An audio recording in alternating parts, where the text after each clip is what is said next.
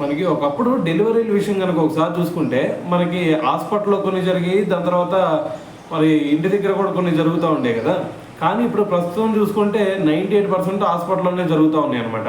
So మరి దీంట్లో భాగంగా మనం ఒకసారి ఇది ప్రభుత్వ హాస్పిటల్లో చూసుకుంటే ఆ 98%లో 42% ప్రభుత్వ హాస్పిటల్లోనే జరుగుతూ ఉన్నాయి. మరి ఇక్కడ ఇదంతా బాగానే ఉంది, కానీ దీంట్లో ఒక డేంజరస్ ట్రెండ్ అయితే నడుస్తూ ఉంది. సో దీని గురించి ఇప్పుడు చంద్రబాబు నాయుడు గారు రియాక్ట్ అయ్యారు.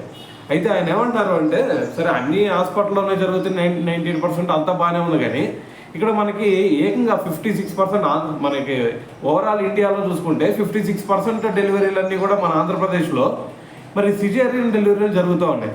సో మరి ఈ ట్రెండ్ మొత్తం కూడా ఖచ్చితంగా రూపుమాపాలా. మరి ప్రతి ఒక్కరు కూడా మరి మెయిన్గా చెప్పాలంటే ప్రైవేట్ హాస్పిటల్లోనే 90% ఈ సిజేరియన్ డెలివరీలు జరుగుతూ ఉన్నాయి. సో కాబట్టి ఈ విధంగా మరి డెలివరీలకి ఒక ముహూర్తం పెట్టి మరి ఆ ముహూర్తానే మరి డెలివరీలు చేయాలని చెప్పేసి ఈ పద్ధతిని అయితే ఖచ్చితంగా మేము అంగీకరించాం. సో మరి దీన్ని ఖచ్చితంగా మేము ఖండిస్తాము.